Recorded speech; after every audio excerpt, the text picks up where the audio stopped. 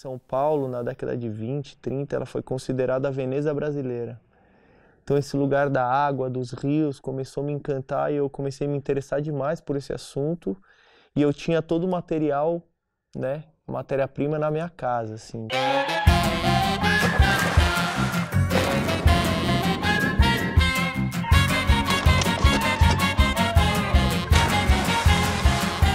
A gente era uns meninos diferentes, então como é que é? A gente era, quer que não, a gente era conhecido. O negócio deles era esse. Queriam só ser aqualouco. Os aqualoucos, ele, além de ser um resgate, que eu gosto de dizer de um patrimônio da nossa cidade, ele conta a história da minha família, né? Especificamente do meu pai, que foi um dos grandes aqualoucos que existiram, assim. Então é uma história que ela me perturba desde a infância.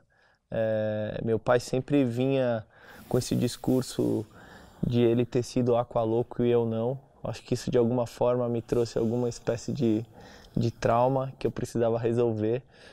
E quando eu fui me deparando com essa história, eu descobri uma história muito bonita, assim, que começa lá no Rio Tietê, com eles aprendendo a nadando no rio, ou seja, é um pouco a história da transformação da cidade mascarada pelo ponto de vista de palhaços aquáticos, assim.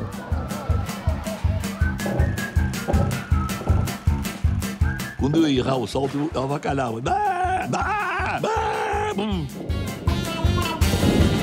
Uma cena do filme lá que o Felipe encontrou que é maravilhosa, assim, que eu não tinha pensado nisso e foi o olhar dele.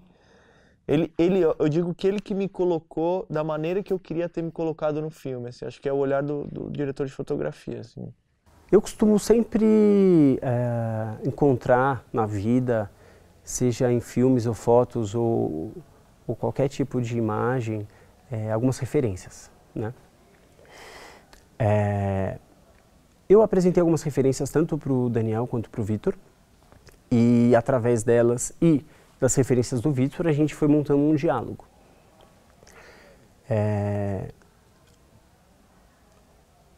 A ideia inicial não era muito estilizar demais. A gente não queria estilizar demais a imagem, né?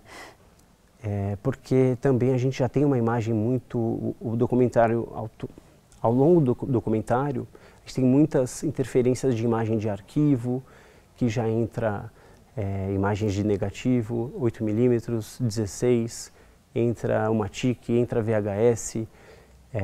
Então, já tem tanta imagem muito característica dos tempos que essa imagem captada por nós, ela deveria entrar de forma mais suave, né?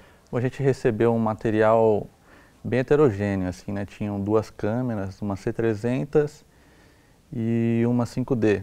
Bastante imagem de arquivo, material de 16mm. Então, a gente começou a trabalhar com o intuito de dar uma unidade para o filme, com contraste bem suave, que era a intenção dos diretores, mas dando algum momento lúdico em alguns trechos, quando eles entram na piscina, tem uns momentos submersos, que aí a gente pôde brincar mais, dar uma cara mais colorida, uma imagem mais robusta. E é isso, a gente tentou deixar uma textura no preto, sempre trabalhando a imagem para deixar ela suave e um contraste mais leve, assim como o filme é, mais poético. Assim, né? Eu queria muito uma câmera de autonomia de cartão, autonomia de bateria, câmeras leves, principalmente para a parte de depoimentos, seguir os personagens, e com uma boa recepção de timecode, de syncbox. Eu queria ficar livre para acompanhar esses personagens, né? E essas câmeras de entrada, de cinema de entrada, me dava essa possibilidade. Até porque a minha equipe de câmera era reduzida. Então, por mais que eu tivesse à disposição uma câmera de cinema completa, uma Alexa ou uma Red, para essa parte de depoimentos, isso iria nos afogar no workflow do set, em velocidade, em ritmo. Então eu optei em trabalhar com essas câmeras. Hoje falando, ela já está, a C300 Mark I já é uma câmera que está obsoleta. Na época, quando rodamos o documentário, foi em 2015, se eu não me engano, a C300 Mark II tinha acabado de sair.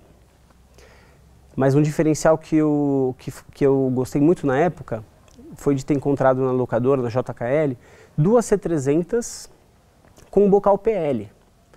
Então isso para mim já supriu qualquer necessidade de ter uma câmera atualizada, 4K. A gente não tinha tanta necessidade para o depoimento de resolução.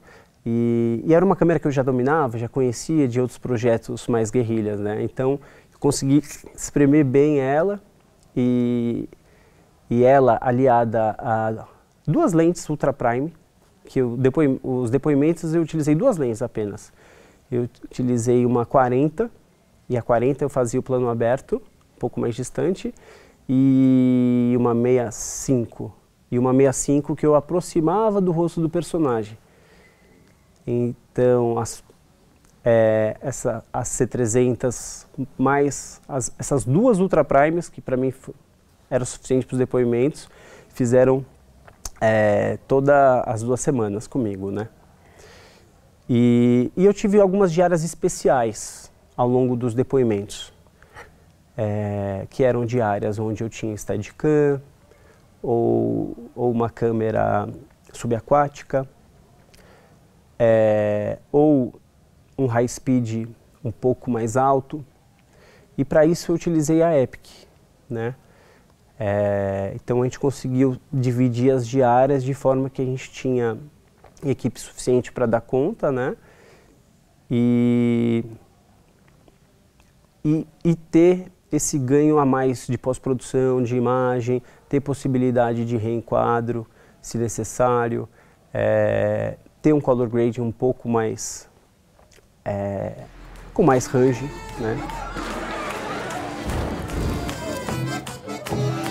O cachê mais importante era o open bar. E agradava para burro, viu? A diária aquática foi a última diária do projeto.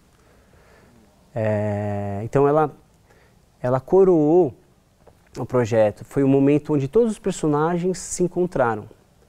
Alguns já tinham se visto, mas na maior parte não. Na maior parte foi naquele momento, na piscina, na filmagem subaquática e superfície, que aqueles personagens estavam se encontrando.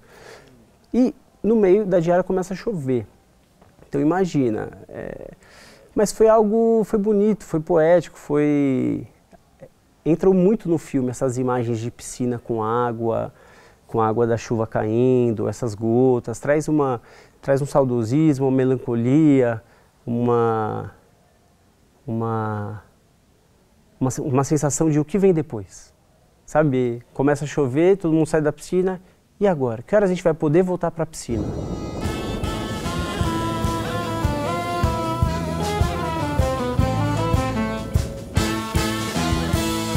Falou, o que quer dizer Aqualoco?